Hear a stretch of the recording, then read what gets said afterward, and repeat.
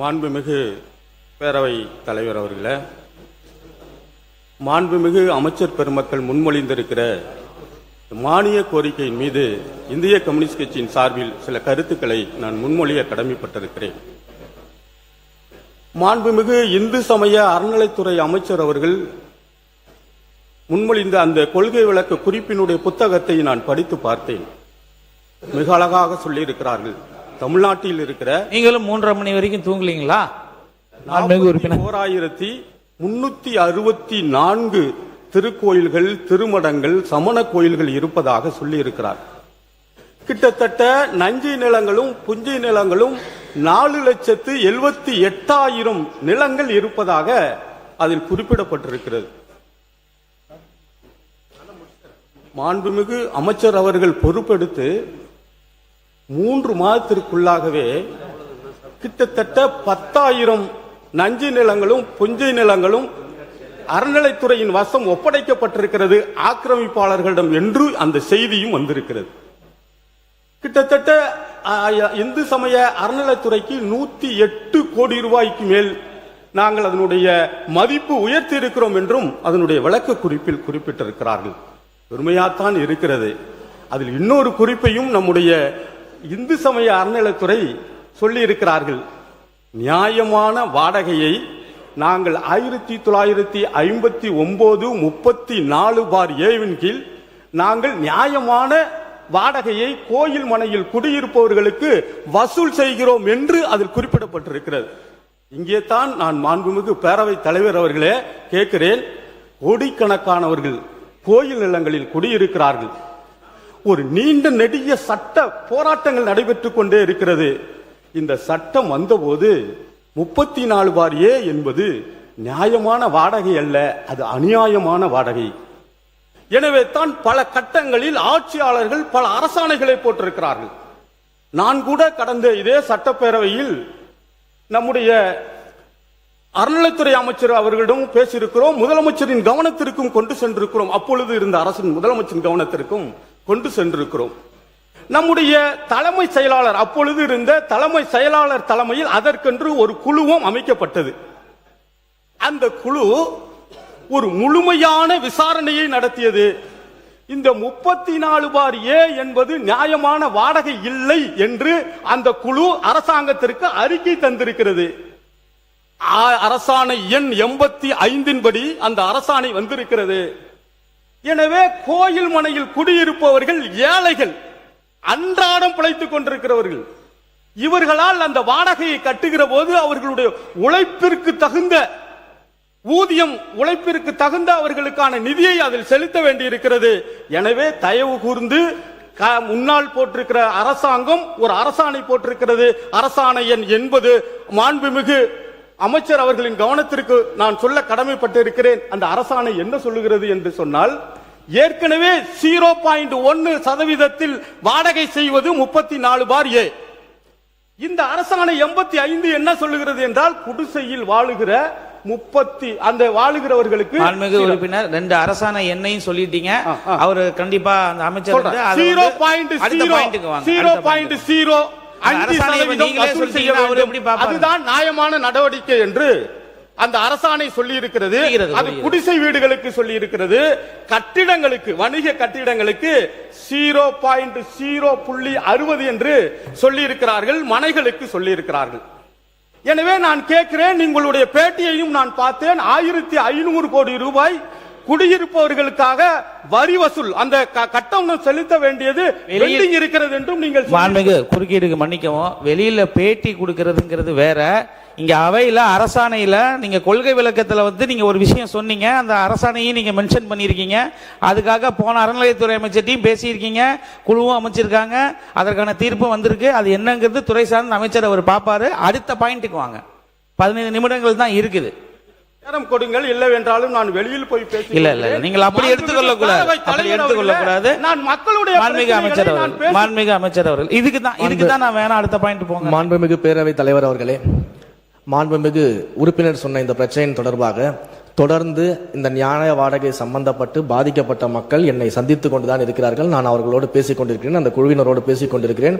அவர்களுக்கு நியாயமான முறையில் அரசாங்கத்தின் சார்பாக என்னென்ன செய்ய முடியுமோ அதை செய்து தருவதாக நான் ஆல்ரெடி அவங்ககிட்ட பேசியிருக்கிறேன். நிச்சயமாக அதையெல்லாம் பரிசீலனை செய்து செய்வோம். நன்றி. மாண்புமிகு உறுப்பினர், தொகுதி சாய்ந்த கோரிக்கைகளை நீங்க கேட்குமாறு தாழ்மையுடன் கேட்டுக்கிறேன். உங்களிடம் மன்றாடி கேட்கிறேன், தாழ்மையுடன் கேட்கிறேன். மக்களுடைய கோரிக்கை இருக்கிறேன். நான் வேற இந்த அவையில் வேற எந்த பிரச்சனையும் இங்கே இனாம் நிலம் சம்பந்தப்பட்ட குறிப்பிட்டிருக்கிறீர்கள். இனாம் நிலம் கோயிலுக்கு சொந்தமான நிலம் அல்ல. இனாம் நிலம் கோயிலில் பணியாற்றுகிறவர்களுக்காக, கோயிலில் திருப்பணிகள் செய்து கொண்டிருப்பவர்களுக்காக மன்னர்களால் வழங்கப்பட்ட நிலம் அந்த இனாம் நிலம். அந்த நிலம் தான் 1963 நம்முடைய முதலமைச்சர் காமராஜர் அவர்கள் ஆட்சி காலத்தில் தான் அதற்கு ஒரு சமூக நீதி சட்டம்.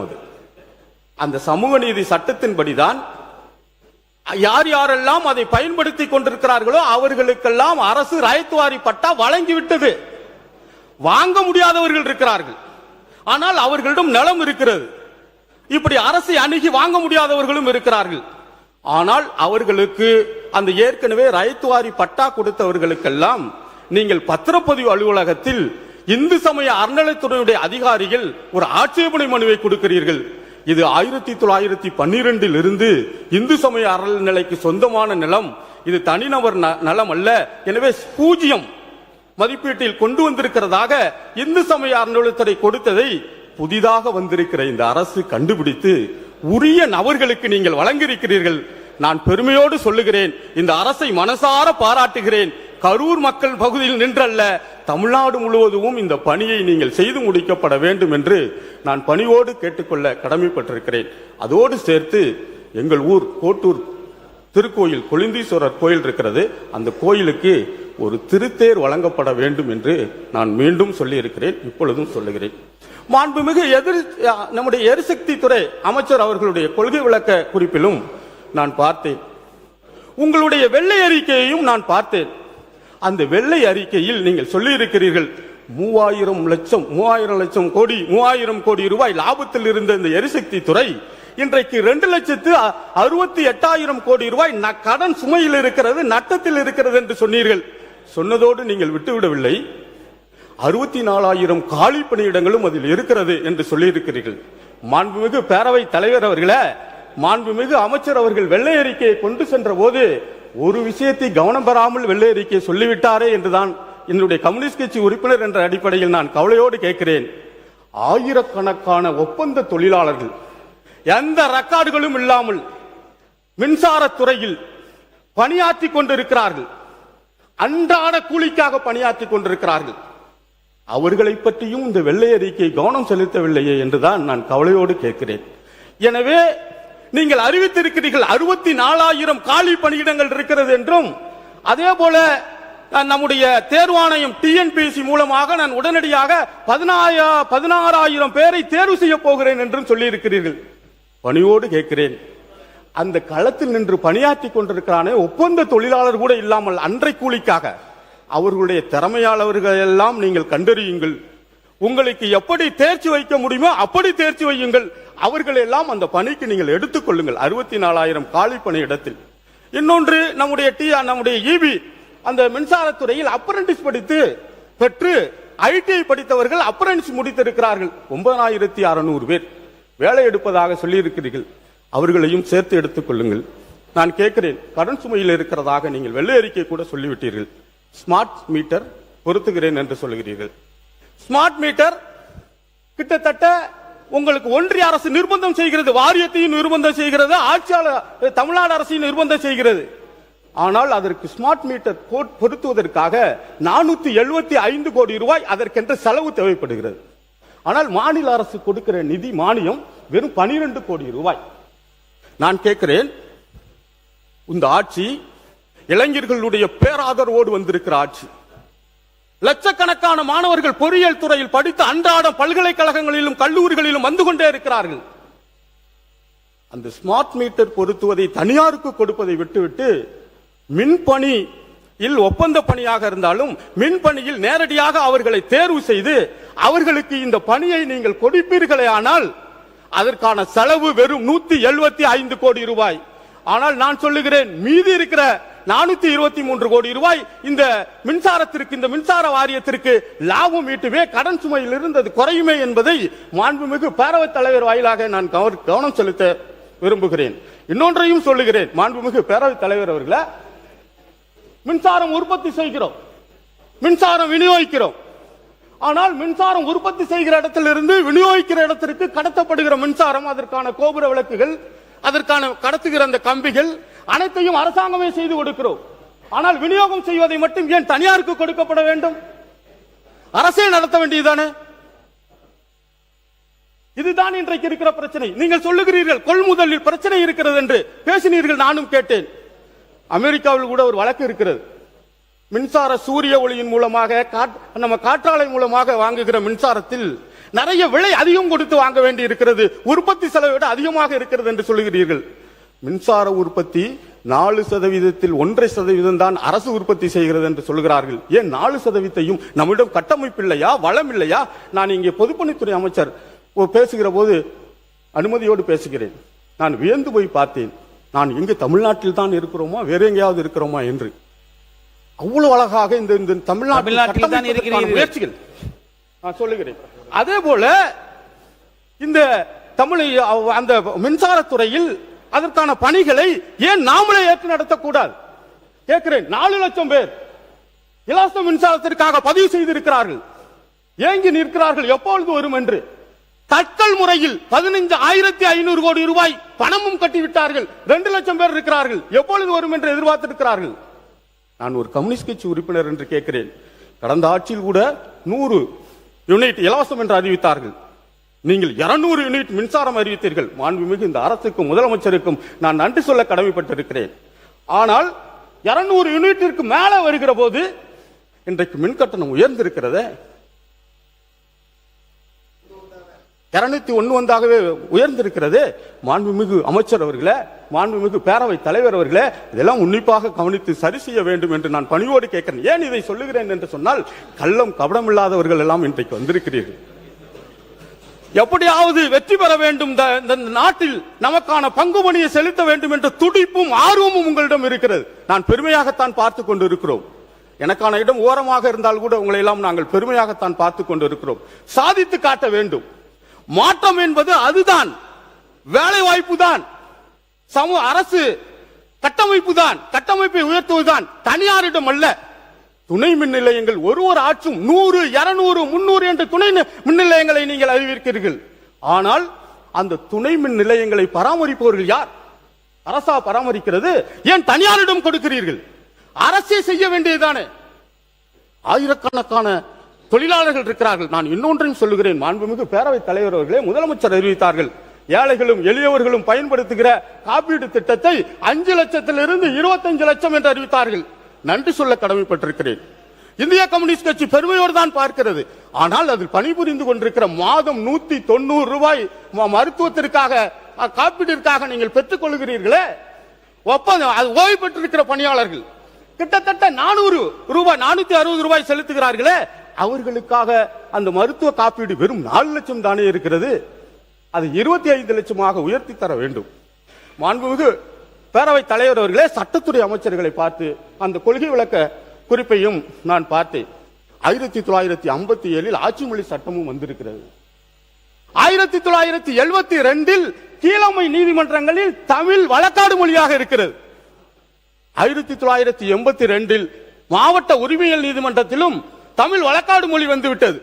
இதே சட்டமன்றத்தில் 2006 தமிழ் வழக்காடு மொழியாக உச்ச நீதிமன்றத்தில் வர வேண்டும் என்று சட்டசபை தீர்மானம் இருக்கிறது. அந்த தீர்மானத்தை நடைமுறைப்படுத்தப்பட வேண்டும். ஏன் என்று கேட்டால், இந்தி மொழி எல்லா மாநிலங்களிலும் ஆட்சி மொழியாக இருக்கிறது, வழக்காடு மொழியாக இருக்கிறது உச்ச நீதிமன்றங்களில். தமிழ் மொழியும் உச்ச நீதிமன்றங்களில் வழக்காடு மொழியாக இருக்க வேண்டும். மாண்புமிகு பேரவைத் தலைவர் அவர்களே, கீழமை நீதிமன்றங்களில் இ-ஃபைலிங் முறை நீங்கள் கொண்டு வருகிறீர்கள். தொழில்நுட்ப வளர்ச்சியில் ஏற்றுக்கொள்கிறோம். ஆனால் அதற்கான கட்டமைப்பு இருக்கிறதா? ஒரு வழக்கறிஞர் உடனடியாக வழக்காடிக்காக அவர் பதிவு செய்கிறது இ-ஃபைலிங் முறையில் உடனடியாக பதிவு செய்ய முடியுமா? கட்டமைப்பையும் உருவாக்கி தாருங்கள் என்று கேட்கிறோம். இன்றைக்கு வழக்கறிஞர்கள் வழக்கறிஞர்கள் இன்றைக்கு அவர்களுடைய பணி என்பது மிகவும் நெருக்கடியான பணி. பெரும் குற்ற பின்னணி கொண்டவர்களுக்காக அவர்களை எதிர்த்து வழக்காடுகிறார்கள். தொழில் ரீதியாக நெருக்கடிகள் இருக்கிறது. எனவே அவர்களுக்கு தமிழ்நாடு வழக்கறிஞர்களுக்கு தனி சட்டம், பாதுகாப்பு சட்டம் நிறைவேற்றப்பட வேண்டும் என்று நான் கேட்கிறேன். அதே போல திருவாரூர் மாவட்டத்திற்கு ஒரு தனி சட்ட கல்லூரி வேண்டும் என்று நான் கோரிக்கை வைக்கிறேன். அதே போல நம்முடைய முத்துப்பேட்டை தனி தாலுகாவாக உருவாக்கப்பட்டிருக்கிறது. அந்த முத்துப்பேட்டைக்கும் ஒரு குற்றவியல் நீதிமன்றம் வேண்டும். அதே போல மின்சாரத்துறை அமைச்சருக்கு கேட்டுக்கொள்கிறேன், முத்துப்பேட்டை உங்க தொகுதி கோரிக்கைகளை கொஞ்சம் சீக்கிரமா சொல்லுங்க. நான் 2 மானிய கோரிக்கைக்கே வரல, நான் இடையில அதை மானிய உங்களை அடுத்தவங்க விதி ஒரு துணை மின் நிலையம் வேண்டும் என்றும் இந்த நேரத்தில் உங்களுக்கு நான் கோரிக்கையாக வைக்க கடமைப்பட்டிருக்கிறேன். அதே போல நம்முடைய சட்ட சிறப்பு திட்ட செயலாக்கத்துறை ஒரு அரசு, மக்கள் சார்ந்திருக்கிற அரசு. நீங்கள் எந்த திட்டங்களை எடுத்தாலும், மக்கள் சார்ந்திருக்கிற திட்டங்களை எடுத்தாலும், அந்த திட்டங்களை மக்களிடம் கொண்டு சேர்க்கிற மகத்தான தேர் அந்த அரசு இயந்திரம், அரசு ஊழியர்கள். ஆனால் அந்த அரசு ஊழியர்களுடைய கோரிக்கைகள், குறைகள் நிரம்ப இருக்கிறது. அதையெல்லாம் இந்த அரசாவது கூர்ந்து கவனிக்கப்பட வேண்டும். அதற்கான அவர்களுடைய கோரிக்கைகள் உடனடியாக நிறைவேற்றப்பட வேண்டும். கடைசி காலத்தில் வாழ்நாள் முழுவதும் இந்த அரசுக்காக உழைத்தவர்கள் கடைசி காலத்தில் தலைசாத்தி படுக்கிற போது யாருடைய ஆதரவு, மருத்துவத்திற்காக, உணவிற்காக, போக்குவரத்திற்காக தலைசாத்தி படுப்பதற்காக அவர்கள் ஏங்கி தவிக்கிறார்கள். எனவே இந்த பழைய ஓய்வூதிய திட்டமும் அதில் உறுதிப்படுத்தப்பட வேண்டும் என்று நான் பணிவோடு கேட்டுக்கொண்டு இன்னொன்றையும் சொல்லுகிறேன். மது, போதை பழக்கங்கள் எப்படியோ இன்றைக்கு திணிக்கப்படுகிறது. அதனால் பாதிக்கப்படுகிறார்கள்.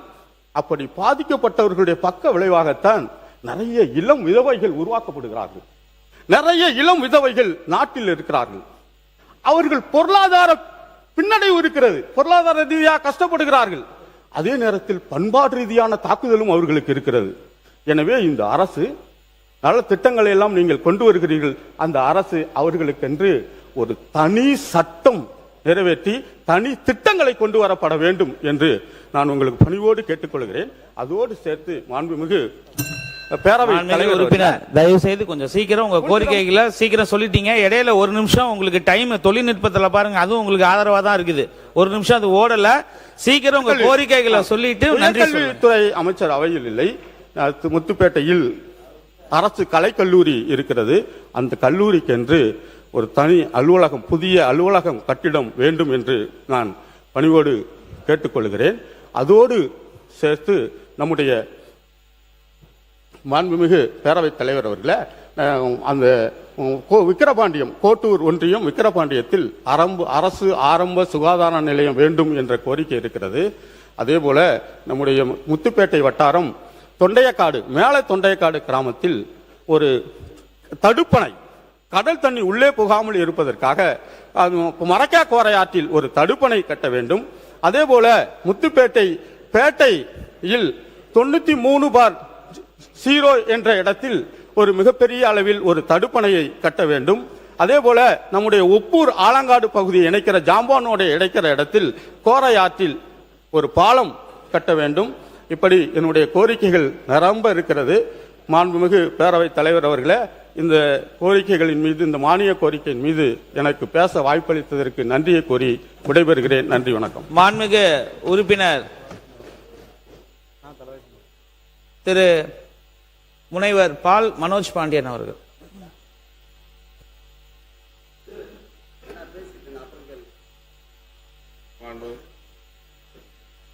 மாண்புமிகு